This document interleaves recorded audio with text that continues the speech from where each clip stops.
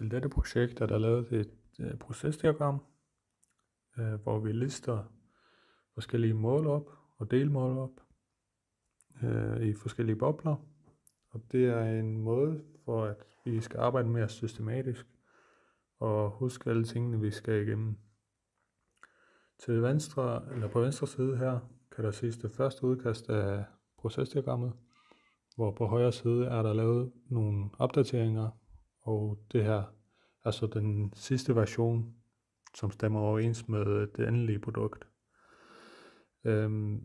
På billedet kan man se, at alle pilene går over til en testboble, som også viser, at det hele skal testes, inden vi afleverer. Og vi har så også testet undervejs i processen.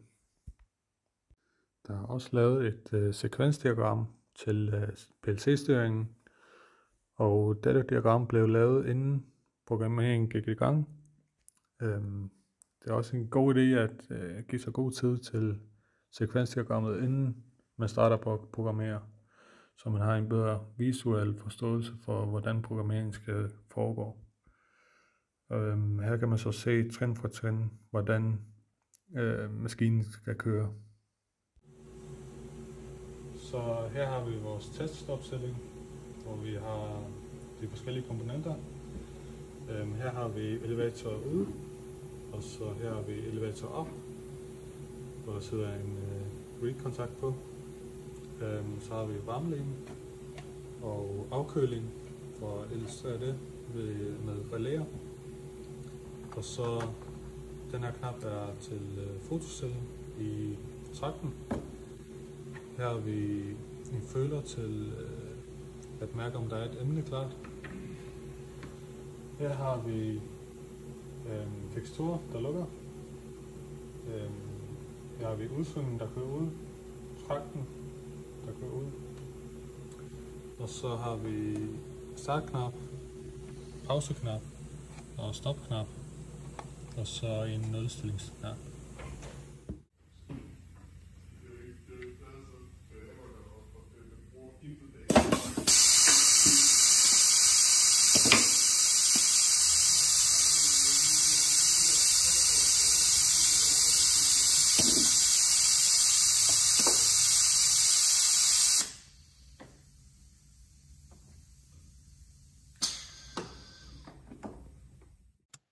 Ja, her ser vi så et overblik over vores dashboard, der er lavet i samarbejde via Node-RED.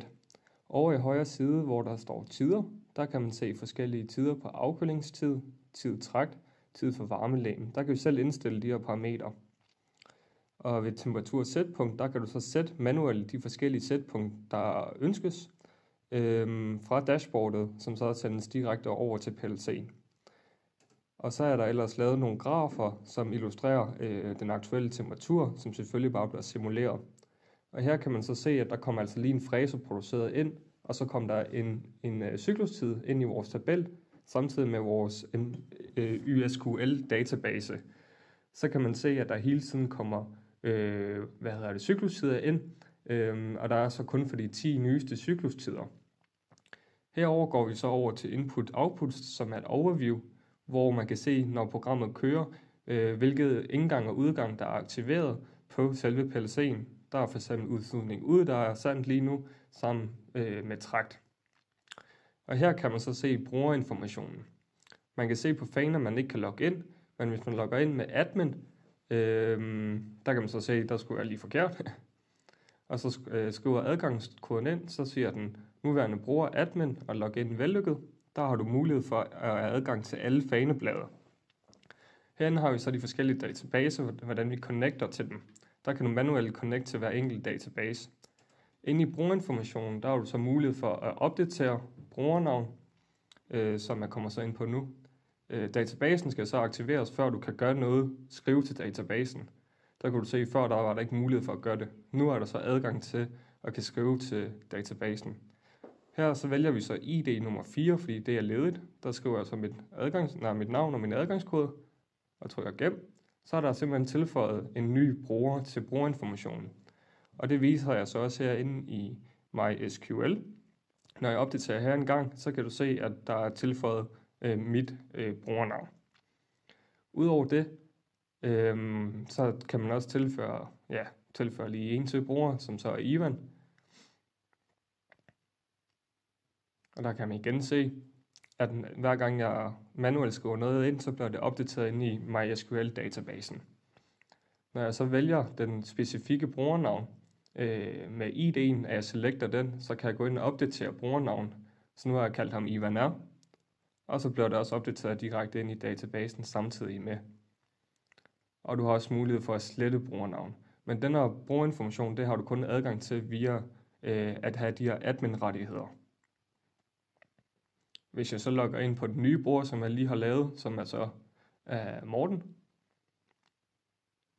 og så koden var 1234, der kan man så se, at jeg så bliver automatisk til en gæst.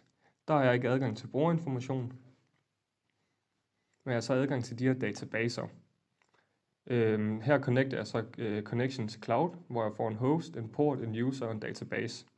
Og inde i min Google Cloud, der kan man se, at jeg stopper faktisk min database, for at illustrere over på Node-RED'en, at den er simpelthen ikke aktiveret. Selvom vi prøver at connecte til den, så er der simpelthen ikke hul igennem. Det indikerer den røde LED-lampe.